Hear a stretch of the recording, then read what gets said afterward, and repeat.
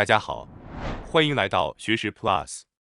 这次为大家介绍的是保坂龙医生的著作《从60岁开始享受人生的孤独力》。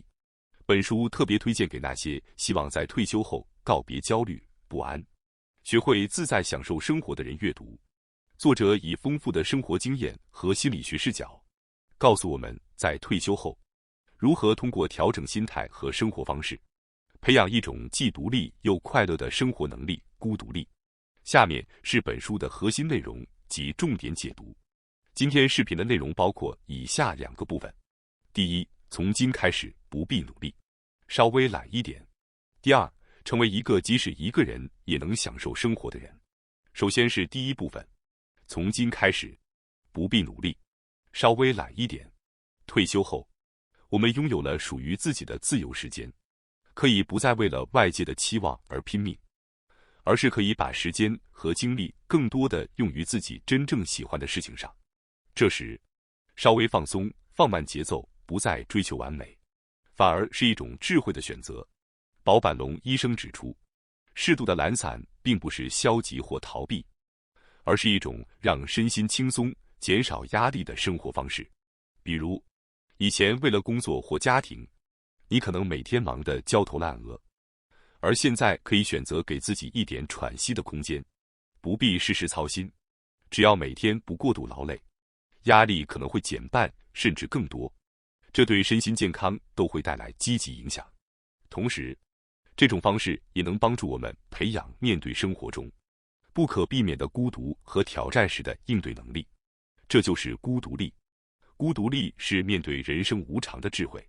人生中难免会经历失去和孤独，比如伴侣先离开，朋友疏远，或者因为退休而失去工作中的身份认同。对于长期依赖职业和家庭角色的人来说，这些变化可能会带来强烈的不安和孤独感。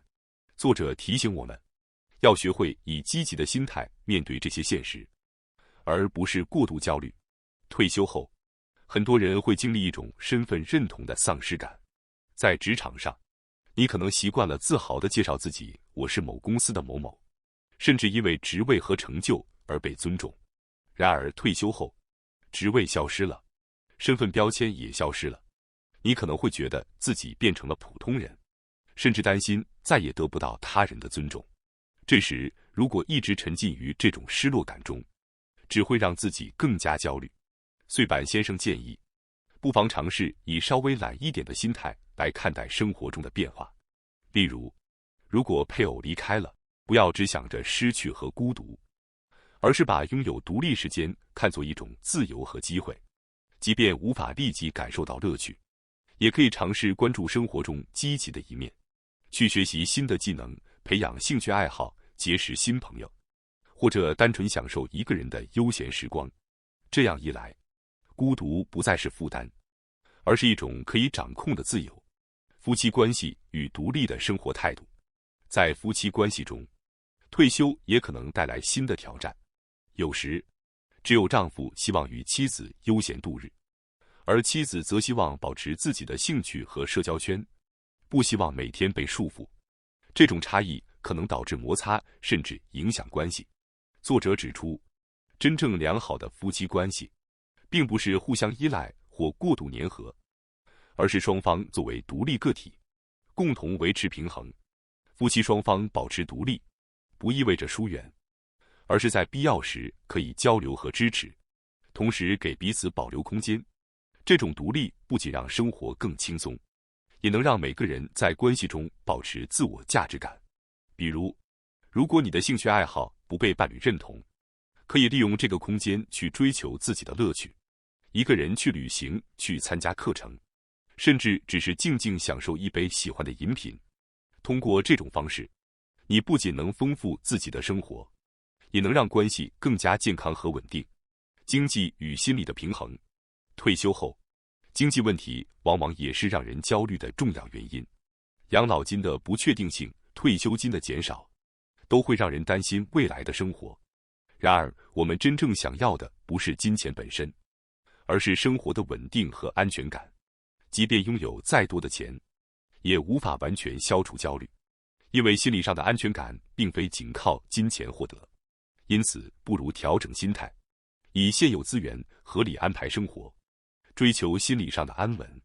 人类真正需要的只是衣食住，只要基本生活有保障，就没有必要过度担忧。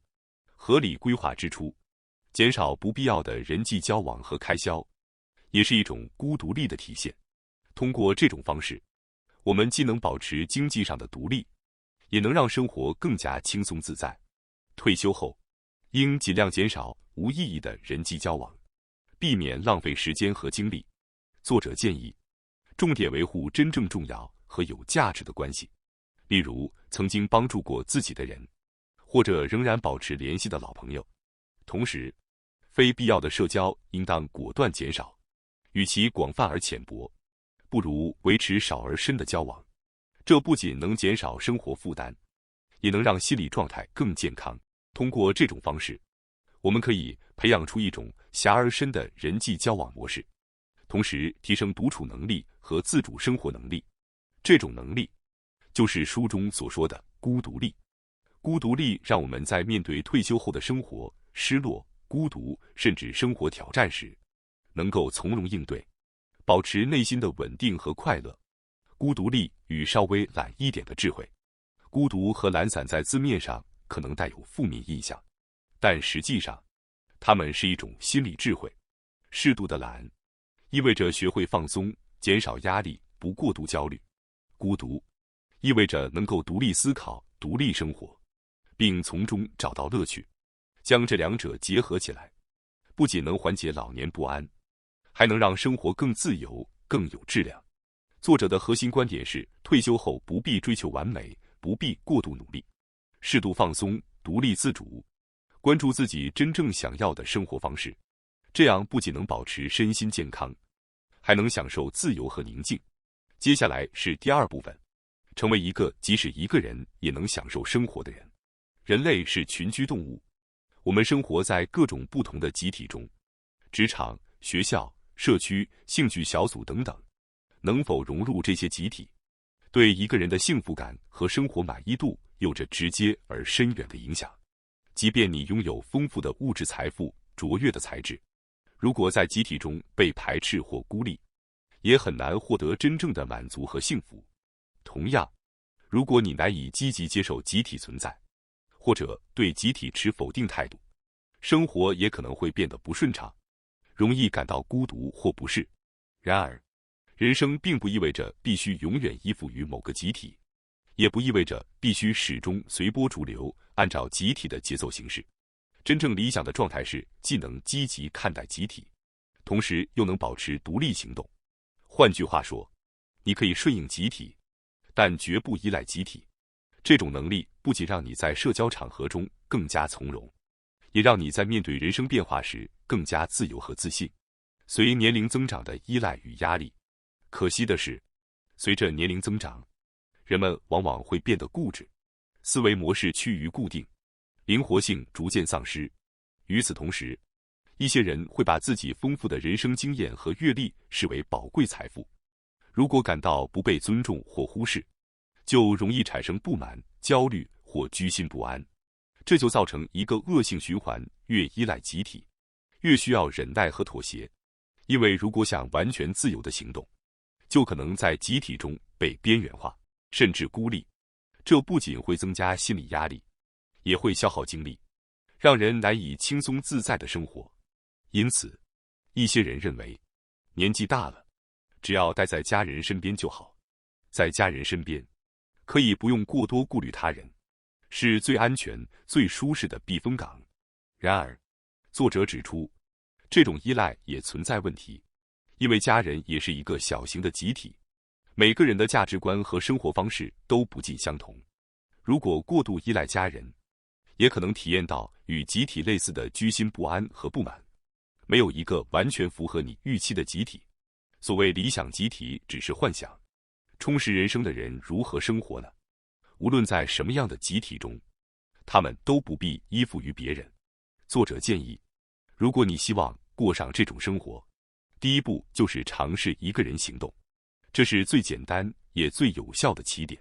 比如，一个人去参加兴趣课程，去图书馆，去旅行，或只是去公园散步。起初，你可能会感到孤单或不安，但随着习惯的建立，你会逐渐发现，独自一人其实也可以非常舒适和自在。更重要的是，当你习惯了一个人的生活，养成一个人也可以很好的感觉后，你在集体中遇到不愉快的事情时，也能保持宽容与平静。本书所说的孤独力，就是指不依赖他人，能够独立享受人生的能力。它不仅意味着你可以独自生活，也意味着你能够在理解人类是群居动物的前提下，保持独立行动的能力。尤其是步入60岁以后，更显重要。